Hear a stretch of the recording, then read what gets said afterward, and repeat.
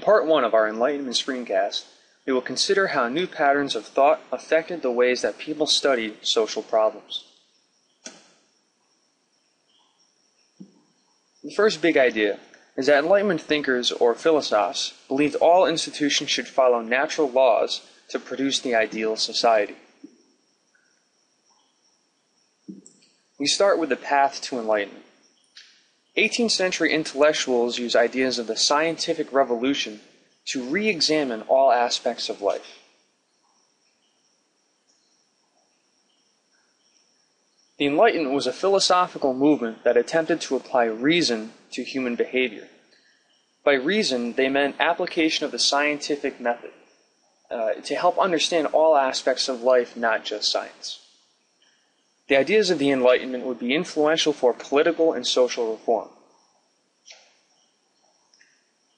John Locke was an Englishman who argued that humans were born with a blank mind and were influenced by experiences in their environment. The term he used for blank mind is known as tabula rasa. Enlightenment thinkers thought that by applying the scientific methods of Isaac Newton to natural laws that govern human society, an ideal society was possible.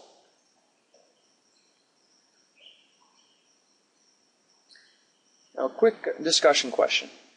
John Locke wrote that every person was born with a tabula rasa. What is a tabula rasa? Is that a blank mind, a predetermined personality, without sin, or a warring spirit?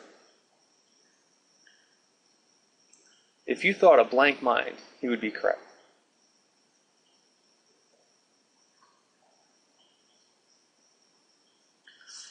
We now turn to the ideas of the philosophers. Now again, all of them wanted to create a better society, but many of them disagreed on how to do that, or focused on certain aspects of society. The intellectuals of the Enlightenment were known by the French term philosophe. Now, not all of them were French, and not all of them were philosophers. Actually, many of them were writers, professors, journalists, or economists. However, all of the philosophers tended to be social reformers, who came from the middle class and nobility of European society. Philosophers also wanted to change the world, and often disagreed about how to do this. The first we'll take a closer look at is Montesquieu. He was a French noble and wrote The Spirit of the Laws, which was essentially an examination of types of government and which would work best. Montesquieu identified three kinds of government: republics, which he thought worked well in small states, despotisms, which worked in large states, and monarchies, which worked best in moderate-sized states. And by states, I mean country, or what we now know as a modern nation-state. He also argued for a separation of powers within the government. For instance, in the executive branch to carry out the laws, the legislative branch to make the laws, and the judicial branch to interpret them. This would limit and control each other branch through a system of checks and balances, an idea that heavily influenced the founders of our nation.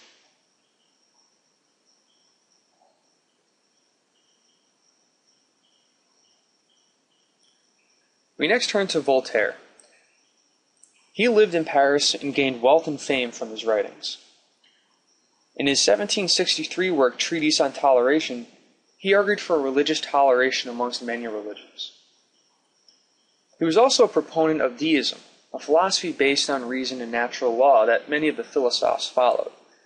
This idea did not dismiss the idea of God, but instead that God was a divine clockmaker, that he set up the universe, he created the universe, or in this analogy as a clock.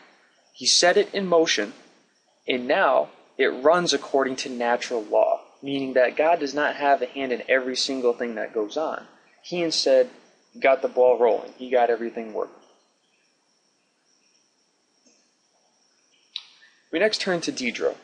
He studied at the University of Paris and was a writer. He wrote a 28-volume encyclopedia series between 1751 and 1772. This was influential because it spread Enlightenment ideas throughout Europe and actually throughout all parts of the world.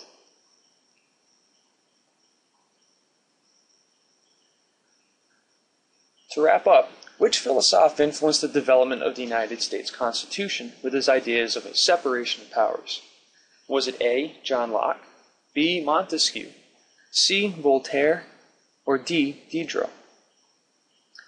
If you said Montesquieu, you're correct. In the next screencast, we will explore the new social sciences and the spread of Enlightenment ideas throughout Europe.